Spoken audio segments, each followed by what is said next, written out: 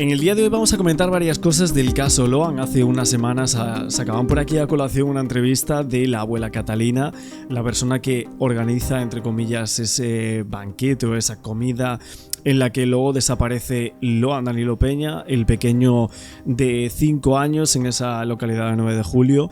Venimos comentando el caso desde hace bastantes meses atrás y obviamente ahora que se cumple un año de la desaparición, el otro día veíamos lo del mapa, veíamos algunas cosas en relación al americano, esa entrevista que dejé prácticamente entera de radio que había hecho, pero también hoy, aparte de la entrevista de la abuela Catalina, hay una cosa que quería comentar por aquí y es que se han conocido ciertos privilegios que tienen en prisión el señor Carlos Guido Pérez y la señora Victoria Callava.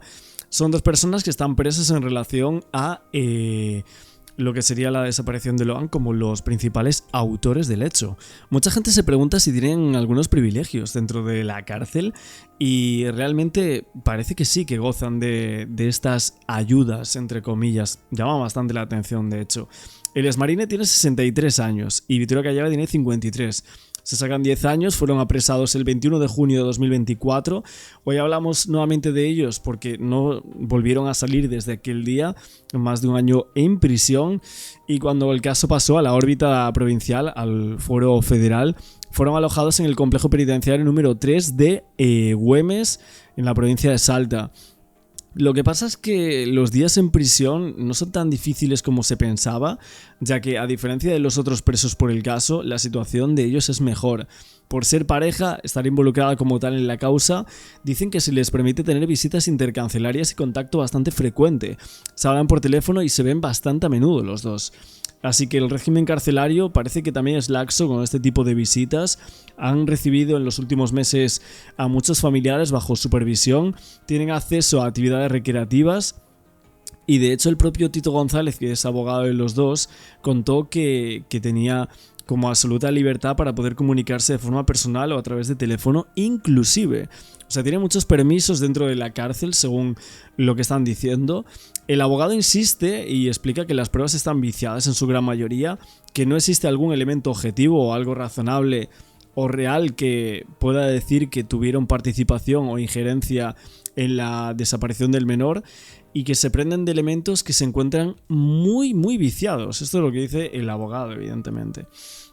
El abogado defensor de esta gente. Luego, el exmarino realiza también frecuentemente actividades deportivas, juega partidos de fútbol según estas fuentes.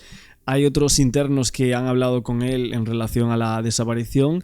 Y su esposa, por su parte, participa en algunos talleres de cocina, de jardinería y otro tipo de cosas. El abogado del señor Ernesto González, o mejor conocido como Tito, dice que se plantearon más de 2000 hipótesis que únicamente obedecían a imaginación de cualquier tipo de investigador y que obviamente dejaron abiertas muchas vías y teorías que hasta el día de hoy son conspiraciones o quizás paranoicas, ¿no? Como por ejemplo la cuestión de ese accidente o de alguna red de trata muy organizada que tuvo intervención de estas personas que están detenidas. Obviamente la familia hizo un pedido desesperado porque hablen y principalmente a Victoria Callava y Carlos Pérez, porque los medios de comunicación aseguran que son ellos los que presuntamente habrían ejecutado un plan a gran escala para llevarse al menor y para llevárselo a otra persona. A un político, hay gente que asegura que había una persona de carácter político que sí que quería llevarse al menor, pero bueno, estas son algunas de los privilegios de los cuales se habla dentro de la prisión de esta gente, pero ahora quería ver parte de este testimonio sobre el tema de la abuela Catalina. Vamos a verlo y ahora seguimos opinando más cosas. Quiero que escuche a la abuela de Loan y enseguida seguimos conversando porque es interesante. Pasa en la Argentina, pero me quiero dedicar también un rato a lo que pasa en Corrientes, a lo que pasó. Mirá lo que es Loan, mirá lo que es Loan. Empieza el juicio, ya lo van a contar tanto el Pampa como Dragani. Pero quiero que escuchemos a la abuela de Loan. Es impactante y ya seguimos conversando. Bueno, pero como tal el juicio no se va a celebrar hasta 2026, ¿no? Por lo que decían parece que se va a dilatar un poco. Tenemos caso Loan en YouTube para muchísimo tiempo. O sea, va a ser un caso que realmente vamos a estar por aquí comentando noticias de este tema mucho tiempo. Es así porque al final hay casos que van pasando en el tiempo. Por ejemplo, el caso de Daniel Sancho, yo recuerdo por aquí, al inicio la mayoría de gente solo nos conocía por ese caso, y luego vinieron otros, evidentemente.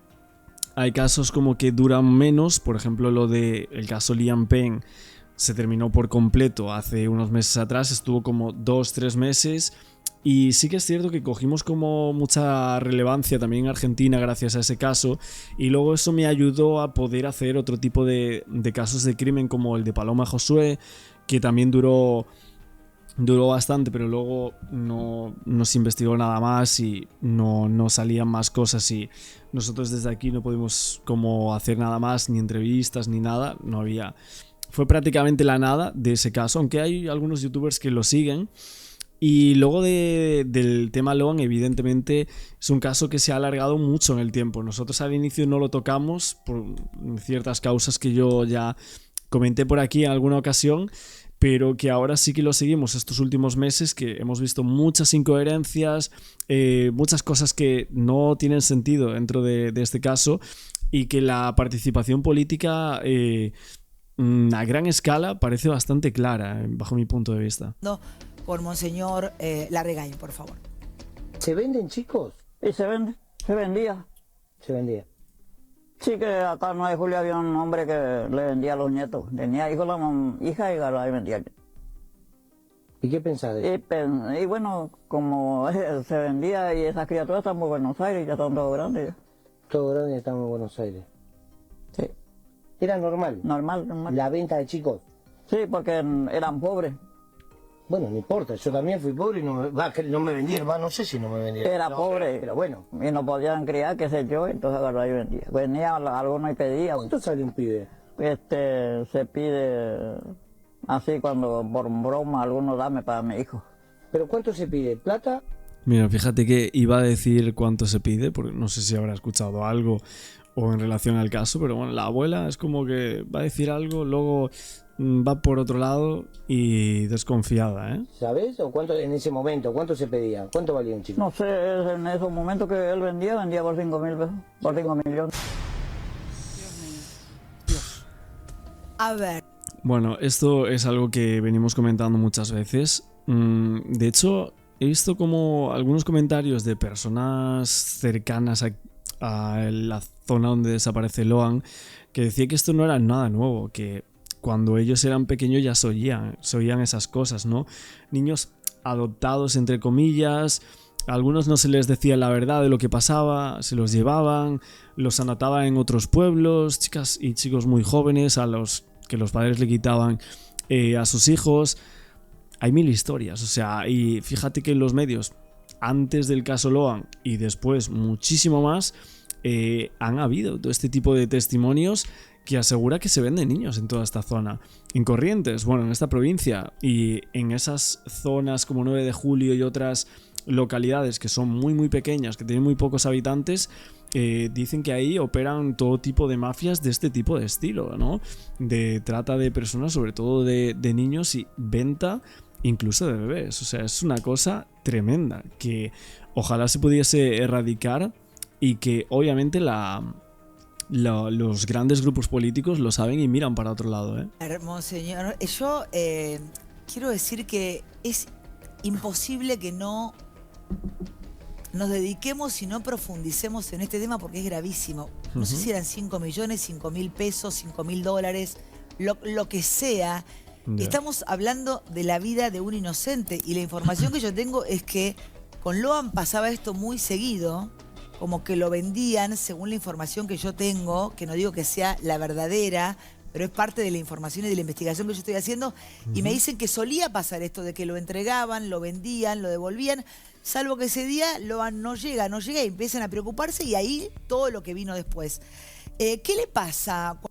O sea, hay una parte de la trama en la cual se lo vendieron a alguien el niño, y ahí en el medio pasó algo.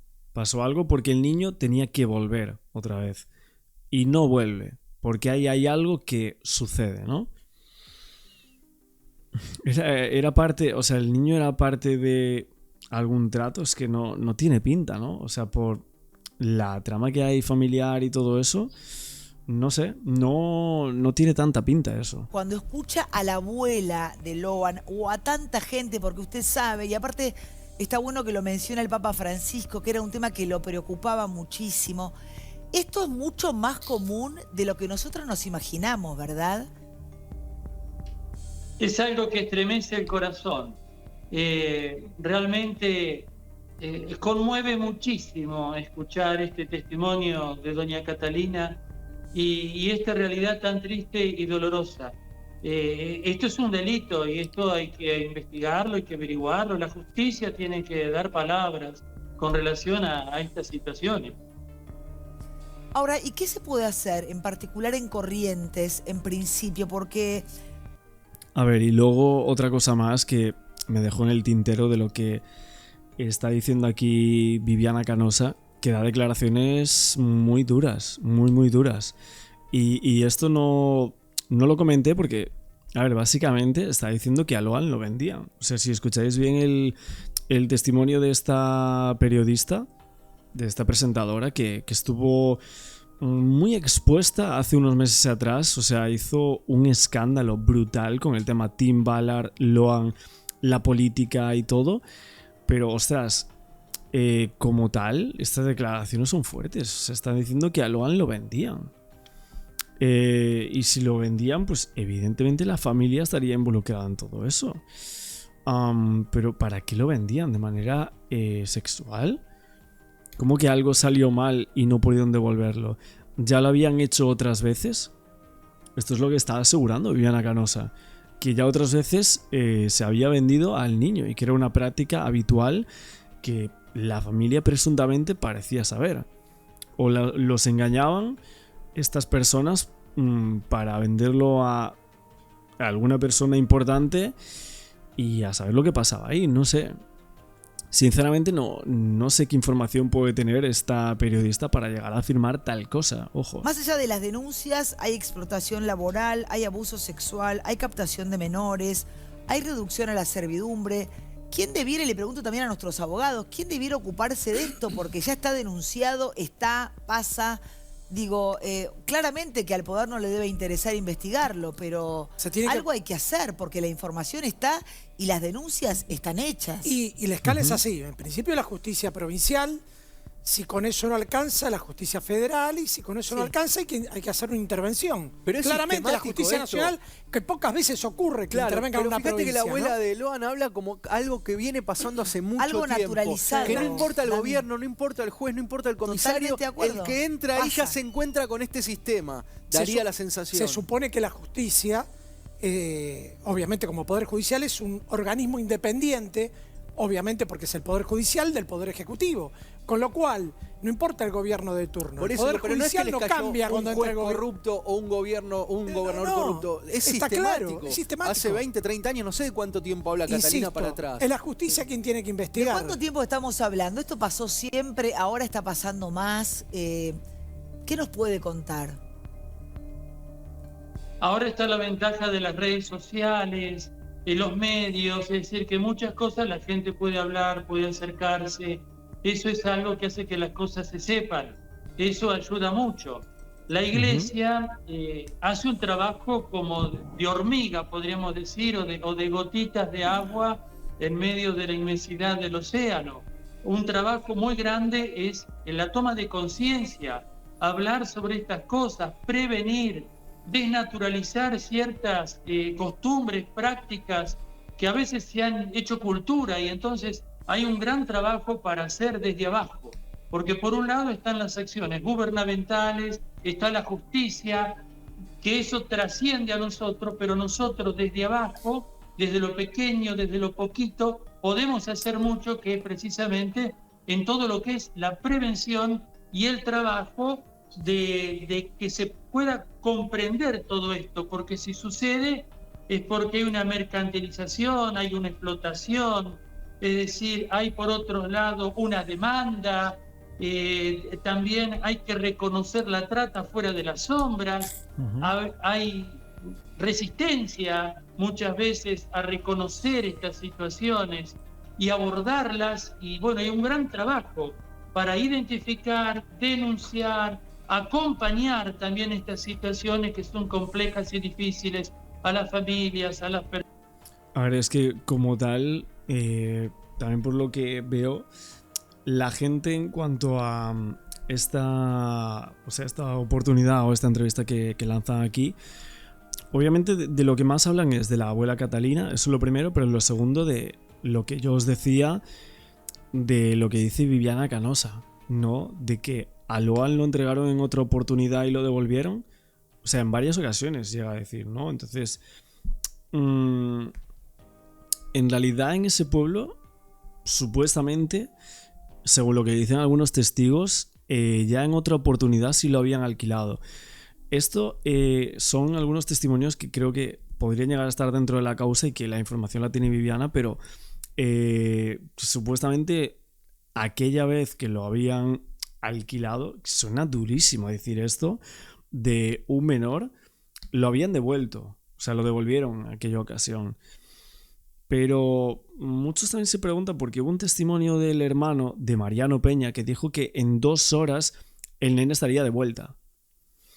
Las 2 horas pasaron, evidentemente, y el niño nunca volvió. O sea, a ver, pasaron más de 360 días de la desaparición, por lo cual vemos que algo salió mal ahí. Si esto es cierto, evidentemente, ¿no? El caso Lohan, esto sí que hay que decirlo, abrió un poco, por así decirlo, la caja de Pandora de venta, alquiler de criaturas, de niños para distintos fines, cada cual más siniestro, y obviamente la desaparición de este menor, que supuestamente decían que no iba a ser él, pero según esta información de Canosa sí lo iba a ser. Y es que si os fijáis, como que cada periodista, cada experto en este caso tiene una información diferente, o sea, cada uno tiene una información diferente de un hecho que solo puede haber una verdad. Personas, la falta de trabajo, las cadenas de suministro, la pobreza, todo eso favorece y es caldo de cultivo para que sucedan estas cosas. Por último, ¿qué cree que pasó con Lohan?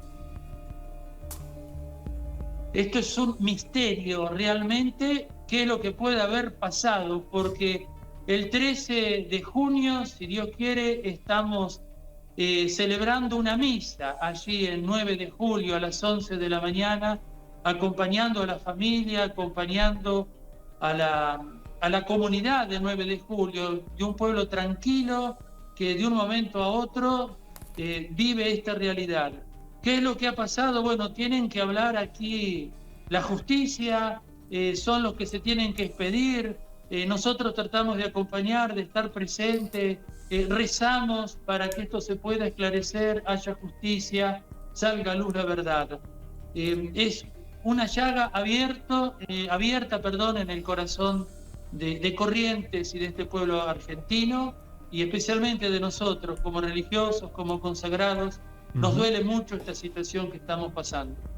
Te mando un abrazo enorme, gracias por su tiempo y gracias por denunciarlo también, porque yo lo encontré en redes sociales y está bueno que todos tomemos conciencia de que es una locura la trata de personas, el abuso sexual a menores, la esclavitud. Nada, son cosas que lamentablemente están naturalizadas y son un verdadero crimen y horror, como decía el Papa Francisco. Muchísimas gracias, Monseñor Larregain. Bueno, a ver, naturalizadas o vistas de buena manera, a ver, tampoco, ¿no? Vamos a decir. No sé si de alguna manera ha ido muchísimo en esta zona y se podría decir que está más o menos naturalizado a ciertos niveles porque el mundo es muy oscuro, este tipo de cosas suceden. Y veremos cuál es finalmente la realidad del caso de Lohan Peña. Yo quería dejar por aquí este testimonio, algunos comentarios que hizo la gente a raíz de estas declaraciones de Viviana Canosa, nuevamente, que fue una persona muy polémica hace unos meses y que también en relación a esa parte, ¿no?, de la entrevista de Catalina, de la abuela de Lohan, pues salía un poco a colación. Os dejaré ahora también con más noticias del caso. Prepararte a vos.